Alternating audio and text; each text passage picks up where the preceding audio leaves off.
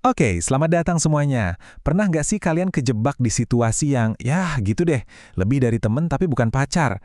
Nah, hari ini kita bakal ngebongkar sebuah argumen yang kuat banget dari seorang siswa tentang dilema modern yang satu ini, hubungan tanpa status. Jadi, pertanyaan besarnya adalah, HTS ini sebenarnya membawa kebahagiaan atau justru malah bikin luka? Kayaknya ini jalan pintas yang asik ya, deket sama orang tanpa komitmen, tapi apa benar gitu? Atau malah ini resep jitu buat sakit hati? Yuk kita cari tahu bareng-bareng. Oke, sebelum lanjut, kita samain dulu persepsi kita. Apa sih HTS itu? Gampangnya, HTS atau hubungan tanpa status itu ya zona abu-abu. Kalian dekat, saling perhatian, tapi nggak ada satupun yang berani ngomong, kita ini sebenarnya apa sih? Nah, si penulis esai ini punya pandangan yang jelas banget nih. Menurut dia, HTS itu, nggak seimbang. Lebih banyak bawa rugi sama bingungnya daripada untung dan senengnya. Kok bisa gitu ya? Oke, kita coba telusuri argumennya satu persatu. Oke, kita masuk ke argumen yang pertama, dan mungkin yang paling bikin capek dari HTS. Masalah ketidakpastian. Coba dibayangin, kalian harus ngerasain ini setiap hari. Itulah inti dari HTS. Selalu bertanya-tanya, posisi gue di hidup dia tuh di mana sih? Dan jawabannya, nggak pernah ada yang pasti, menggantung terus. Dan efek dari ketidakpastian ini tuh nyebar kemana-mana loh. Pikiran jadi muter-muter terus di pertanyaan yang sama. Dia serius nggak ya? Akhirnya, muncul deh cemas, overthinking, jadi susah fokus sama kuliah atau kerjaan. Dan batin jadi nggak tenang sama sekali.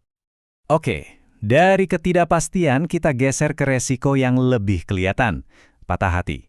Ini argumen kedua kenapa HTS itu problematik.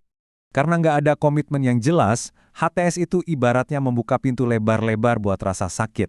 Kalian kayak jalan di atas tali tanpa jaring pengaman. Sekali jatuh, ya sakitnya ditanggung sendiri. Terus gimana proses sakit hatinya? Ya karena nggak ada status, dia bebas dong dekat sama siapa aja.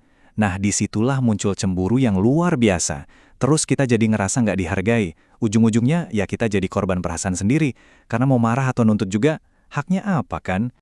Argumen ketiga ini ngelihat HTS dari sudut pandang yang lebih praktis. Ini bukan lagi soal perasaan aja, tapi juga soal aset kita yang paling berharga, waktu. Coba deh pikirin ini sebagai biaya peluang. Setiap menit, setiap energi yang kalian habiskan buat mikirin hubungan yang nggak jelas ini, itu adalah energi yang seharusnya bisa kalian pakai buat ngembangin diri. Sayang banget kan? Coba bayangin deh, waktu yang kalian pakai buat galau dan overthinking soal HTS, itu kalau dialihkan buat fokus belajar, ngejar cita-cita, atau bangun karir, hasilnya pasti beda banget ini. Ini seringkali nggak kita sadari loh. Nah, argumen-argumen dari siswa tadi kan rasanya personal banget ya.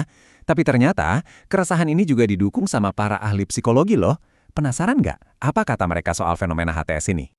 Psikolog Ratih Ibrahim setuju banget sama argumen pertama. Beliau menyebutnya relationship anxiety. Jadi, rasa cemas yang muncul karena hubungan gak jelas ini, ujung-ujungnya bisa bikin kita capek secara emosional. Jadi kalau kalian ngerasa lelah, itu bukan halusinasi ya. Emang ada penjelasan ilmiahnya. Lanjut, ada Dr. John Grohol yang bilang kalau HTS itu bisa jadi kayak jebakan. Rasa frustrasi karena terjebak di situasi nggak jelas, ini bikin kita susah buat move on ke hubungan yang lebih sehat. Rasanya kayak nunggu di ruang tunggu, tapi nggak tahu kapan dipanggil. Dan poin dari psikolog klinis Tara D. Towers ini ngena banget. Bahaya terbesar dari HTS itu adalah harapan yang nggak seimbang. Seringnya salah satu pihak berharap lebih, sementara yang satunya lagi cuma nikmatin kedekatannya aja tanpa niat berkomitmen. Nah, perbedaan ekspektasi inilah yang jadi sumber kekecewaan paling besar. Jadi, setelah kita lihat semua argumennya, terus dengar juga pendapat para ahli, kesimpulan akhirnya gimana nih menurut si penulis? Kesimpulannya jelas banget, kalau tujuan kalian adalah ketenangan batin dan hidup yang tentram, HTS itu bukan jawabannya. Kata penulis, menghindari ketidakpastian adalah langkah paling awal buat menjaga kesehatan mental kita. Soalnya, kalau kita memilih kegelasan, manfaatnya itu nyata. Hati kita jadi terlindungi dari rasa capek, hidup jadi lebih tenang dan stabil. Dan yang paling penting, kita punya arah yang jelas mau dibawa kemana hubungan ini. Udah nggak ada lagi tuh drama tebak-tebakan. Dan sebagai penutup, aku mau lempar satu pertanyaan nih buat kalian renungin. Dalam hubungan yang kalian jalani, kejelasan itu cuma sekedar pilihan? Atau justru sebuah keharusan? Coba deh pikirin baik-baik. Jawabannya cuma kalian yang tahu.